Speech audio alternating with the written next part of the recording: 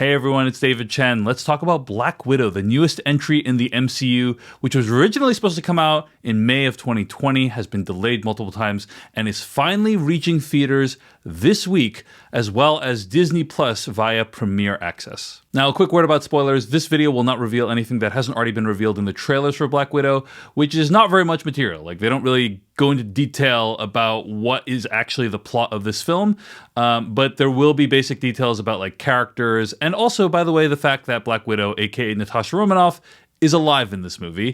The movie's called Black Widow. It's kind of about her.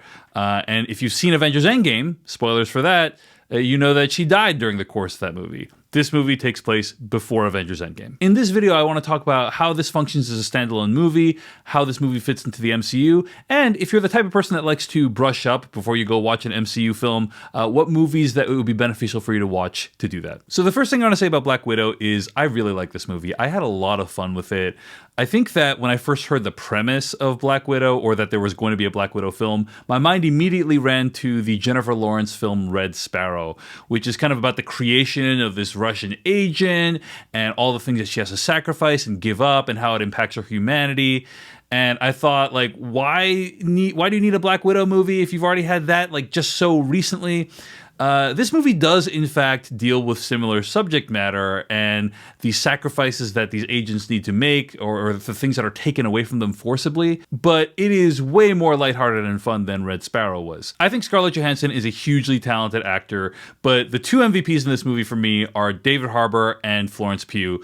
David Harbour is just chewing up the scenery left and right. He seems to be having so much fun making this film, and that fun is totally infectious. And Florence Pugh has this really kind of dry, meta sense of humor throughout the entire movie. Okay, you got a plan, or shall I just stay duck and cover? My plan was to drive us away. Well, your plan sucks. She's kind of almost like an audience surrogate, commenting on how ridiculous everything in the movie is, as well as stuff in the MCU. I thought she was a delight in a way that I was not prepared for. Like, when I watched the trailers, this movie felt a little bit more self-serious than what ended up being on the big screen, and that was to my pleasant surprise, because this movie is a lot of fun, and certainly more fun than what I thought a Black Widow prequel movie could be in terms of its tone and atmosphere. And what's great about the movie is it is walking this very narrow path, because it is dealing with this super serious subject matter, but it's doing so in a way that doesn't take itself too seriously, and that makes for just a really great tone throughout the whole film. One question I think people will have about a Black Widow MCU movie is Black Widow doesn't have any superpowers, at least as far as we know. She knows how to shoot a gun real good, but she doesn't have any powers that have revealed themselves over the course of the films. And so how is the action in a Black Widow movie going to be, given that we've seen all this other cool action in the MCU films? And I think that what they did in this movie actually worked really well. Basically, they tripled down on hand-to-hand combat. And for the most part, the hand-to-hand combat looks pretty great. Some of it is shot really close and edited to shreds, but I like that you really feel the impact of a lot of these hits. You feel the environmental damage. The hand-to-hand combat feels creatively staged and well executed, and that's really how they made this movie into a solid action film. A lot of focus on hand-to-hand combat, very little focus on superpowers, and for me, it worked really, really well. Another question people might have is, how does Black Widow fit into the MCU as a whole? And I'm gonna give away like some extremely minor details. I don't even consider these spoilers, but as usual, if you want to be fresh going into the film, best to skip this video. But I am going to talk about how I feel this movie fits into the MCU as a whole. And the answer to that question is, it really doesn't. I mean, at this point, we've already had WandaVision, Falcon and Winter Soldier, and Loki, and this movie's coming out after that. And I have to say, it feels a little bit inessential to the broader MCU storyline, and I actually think that's okay. That's actually a feature and not a bug for me, and here's why.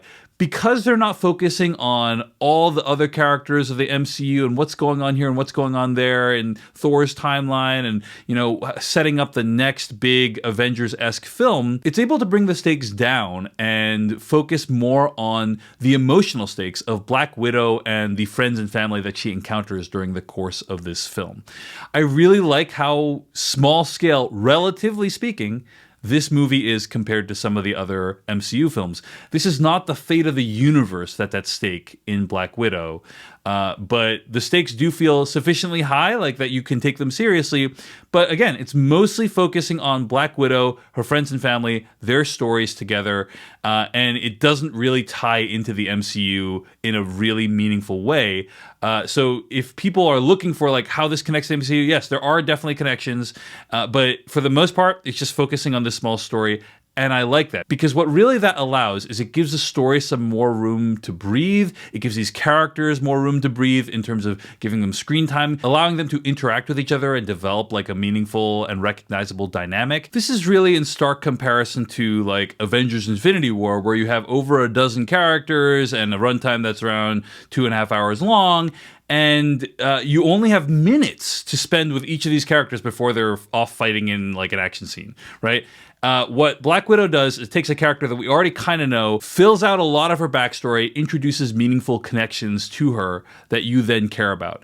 And that's one of the things that I think is a great approach that this movie took, is you have a lot of prequels, right? Where the whole point of that prequel is here's how the characters that you already know got to where they ended up in the sequel or the thing that happens after the prequel. There are many examples of this, like Star Wars or X-Men Origins Wolverine, where like the whole point is you're wondering, how did the character get to the point where we know them from the previous film? And what a movie like Black Widow does, or what a TV series like Better Call Saul does that I think is so awesome, is they introduce new characters that we haven't met before, and it makes you care about them and wonder what their fates are. I prefer this style of prequel storytelling, and also I think they did a really great job of it in Black Widow. It's hard to make you care about a net new character, but this movie does that really well with multiple characters. So the movie is pretty self-contained. Like, the plot of this movie doesn't really impact the other movies that much. There are some exceptions to that, and I can't really talk about that right now, but like, suffice to say,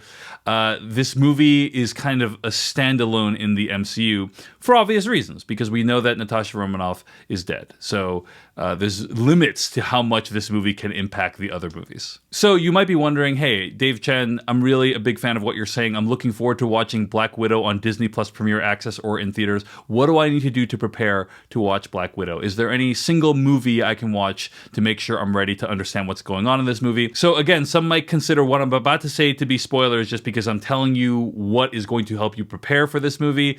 But if you want to know, here are some of my thoughts. If you want to watch one film to prepare for Black Widow, that one film has got to be Captain America Civil War. If you watch Captain America Civil War, that will set up the events of this film rather nicely for you. You want to learn more about Natasha Romanoff's backstory before this film? Avengers 1 and 2, those will help you understand more about Natasha Romanoff. Iron Man 2 kind of introduces Natasha Romanoff. I don't think that one is that as important, but if you're a completist, a great example of something else to watch. And finally, Falcon and Winter Soldier, the Disney Plus original series. There's some stuff going on in that might be relevant to this movie as well. So those are the things to watch. Again, that's Iron Man 2, Falcon and Winter Soldier, Avengers 1 and 2, and also, most importantly, Captain America Civil War. And finally, another word about going to see this film, which is most of the MCU movies are fairly kid-friendly.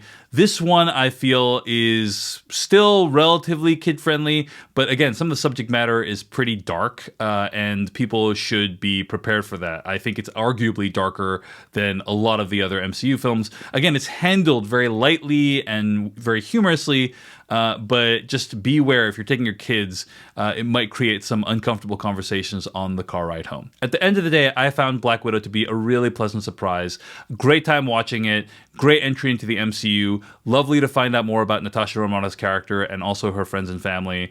And some fun action as well. So it's really what I want in an MCU film, and I don't need all those other connections to have a good time. It's great to have those, it's innovative to have those, but after watching WandaVision and Falcon and the Winter Soldier, and seeing how heavily those tied back to and referred to events of the MCU, it's actually nice to have kind of a standalone film that is still part of the MCU, definitely has characters and concepts that are part of the MCU recognized, definitely ties into the other films in some way, but is doing its own thing. So I was a big fan. I hope you are as well.